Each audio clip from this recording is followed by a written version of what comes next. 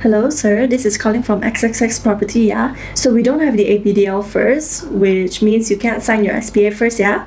What the is APDL? Huh?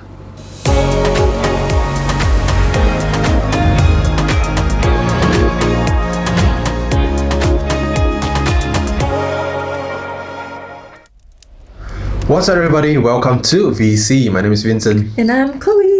So today we will be talking about the Advertising Permit and Developer's License, as known as APDL. The APDL is a developer license in Malaysia to ensure the developers are complying with rules and regulations. If you ever bought a property under construction, you may have heard of APDL, or maybe not. If you haven't, well, you should be happy to know that it exists.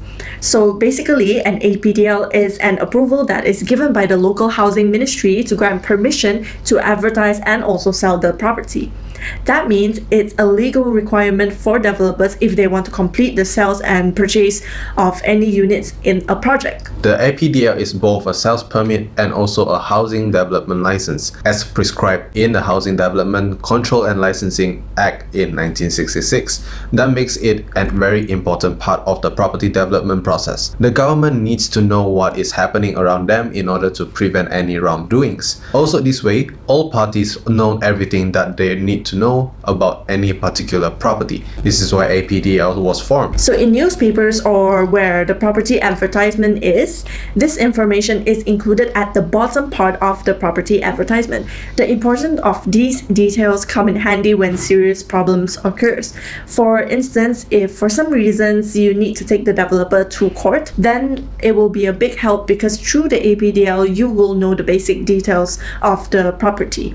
Usually, a rule under the APDL is that the developers must include certain key pieces of information during their advertising on that property, which includes developer's license just in case you need to sue, validity period, project name, permit number, and how long the permit, because if it expired, then they need to renew it again, building plan number, land tenure, minimum and maximum price, project completion date. Yeah, I think those are the most important items in the APDL. Other than that, you might be able to get the density of the building and of course the approval by the Jambatan Perumahan Negara to protect consumers like us.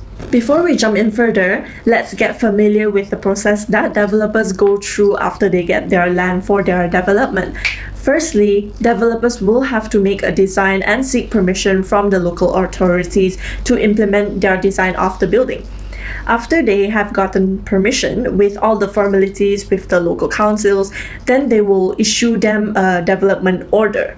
After the development order, then the developers are instructed to submit the building plans. When the plan is approved, there are a few more permissions they must get from the other departments, such as the fire safety departments, building departments, and more departments. They will need to go through the legal procedures for each of these departments. All of these requirements of the building specs have to be fulfilled before they can move forward.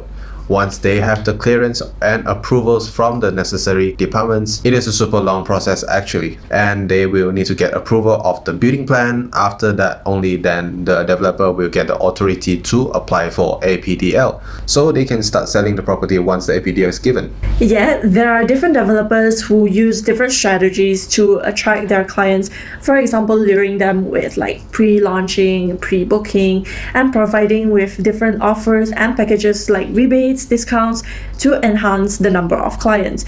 They do this so that the clients will make their booking earlier. However, the client is not able to sign their sales and purchase agreement until the APDL is approved. Now you might be wondering, why is APDL so important? The APDL offers oversight for regulators, the protection for consumers. Property is a big money industry and one of the importance to keep both of the economy and the lives of the citizens.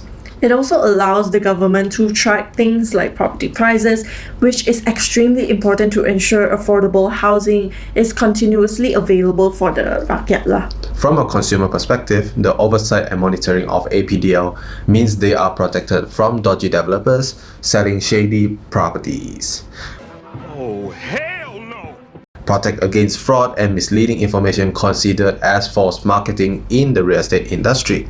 And when things go bad to worse, say the developer suddenly abandoned the project halfway through, they can hold them to account in a court of law if needed. However, a developer can build show units without APDL and accept bookings, but they have to hold on to the booking until the APDL is issued.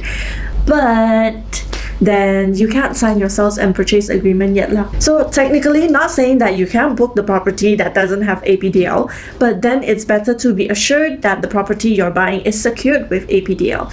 Also with APDL, you will then know better when to deposit your 10% down payment or any balance amount, because you don't want to deposit your money while not being able to legally own the property through the agreement, right? Yeah, so we actually do highly suggest booking your preferable property from a development that has received their APDL.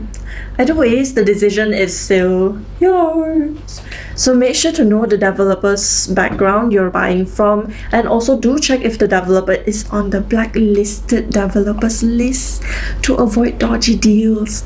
We've linked the list of blacklisted developers for you as a reference, as the Malaysian Ministry of Housing and Local Government has compiled it, so you know who's legit and who's not lah. Thanks to the APDL, it's even easier for them to officially track, monitor and manage developers to ensure everyone's get a fair deal.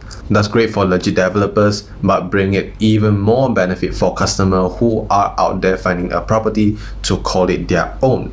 Yep, so before you move forward, make sure you clear all of your confusions and ensure safe dealings with developers. We hope this video helped you all to understand what is an APDL and how important it is to you and how it benefits property buyers. Other than that, of course, we do hope that you all will be happy and safe while securing your awesome property.